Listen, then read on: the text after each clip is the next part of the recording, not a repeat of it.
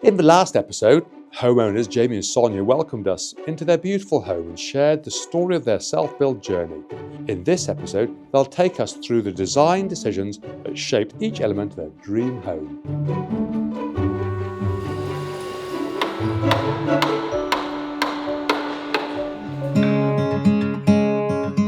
What is the house actually like to live in? How do you find it as a family home? Well, we're probably biased, but we think it works very well. I'm particularly pleased with the decision to have a very determined view on how it was going to look at the beginning. So I wanted it to have a country classic contemporary feel. We had a big discussion about whether the flooring should be the same inside out. I'm really pleased that we made the decision that we would have the porcelain the same colour. Beautiful sliding doors. Yeah. People quite often talk about bifolds. You've chosen sliding. Yeah, and I think we're really pleased with that decision because I think it frames the spaces much more elegantly. It also doesn't break up the view. I think our home is lovely to live in because we designed it from scratch. It has lots of family areas, but it has quiet little corners that you can escape to. It's an interesting house in the winter as well. Until you've built a new energy efficient house, you don't realise. So how cosy it is. Yeah, so it's just a lovely constant temperature. We've got air source heating, underfloor heating throughout, downstairs and upstairs. So you never wake up in the morning thinking, oh, the heating hasn't come on, it's cold. And you do notice if you go to a house with traditional heating, the difference. Yes. In the sitting room, we obviously got the focal point, which is the wood burner. Super energy efficient home, super insulated panels. You don't actually need a wood burner. No. But We wouldn't be without it. Doesn't feel right in an oak framed house almost without a wood burner, Yeah. so I agree with you. Yeah. It looks and magnificent. it creates a glow and a feel and a warmth that you just don't get from not having a wood burner in your home.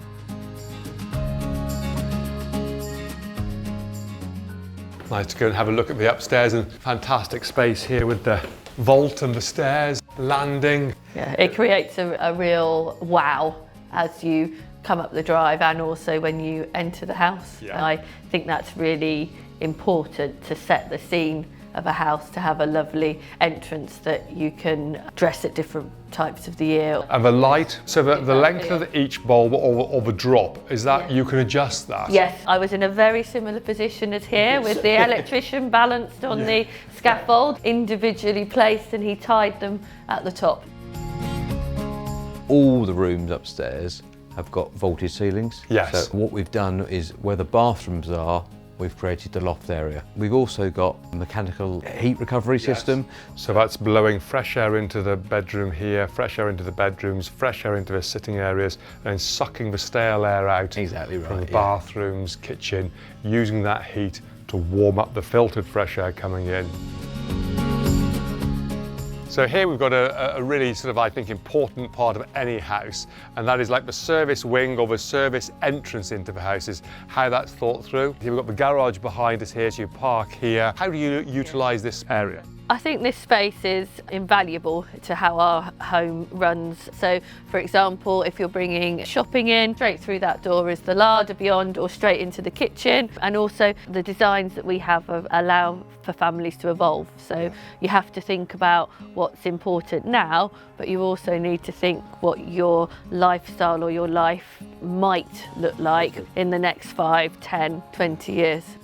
So here we are on the frontage of the house, and we have the classic Oakwrights signature of the large glazed gable. The great thing is we've got the face glazing, and then we've also got the overhang, so we've got the gallows brackets giving a little bit of shadowing in. So we started off, didn't we, in the design with a cat slide here, which when we can see wouldn't have looked anywhere near as amazing. So you mentioned the overhang, and we picked that up again from looking at some of the other houses. Some of them had a bit more overhang than others. It's all that sort of soffit detailing. There's no paint up there. It looks after itself.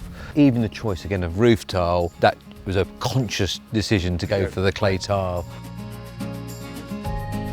One thing I think we must never forget with any development is the external works and the landscaping, of which looks absolutely magnificent. but is a cost you must not forget about. I remember the builder saying to us, "Oh, where do you want us to put hardcore for paths and things?" And if I'm quite honest, we hadn't given that any thought. And we contacted the people and they put us in touch with a garden designer. We had underestimated how much it would cost. And cost, I would think, would be as a percentage of a total build around 10%, something like 10%, that. Maybe yes. a little bit more, Which- 10, 15. It depends. It's like anything, it's how far you go in terms of Yes. driveways and such like. We wanted the garden to merge into the surrounding area. Yes. We didn't want it to be ornate or to stand out or to be ritzy. We wanted it to be a country garden that led into its own, as if it had been here for quite some time. Join us next time for the final episode of our visit to Jamie and Sonia's beautiful oak-framed home, where they'll be sharing their top tips for anyone embarking on their self-build journey.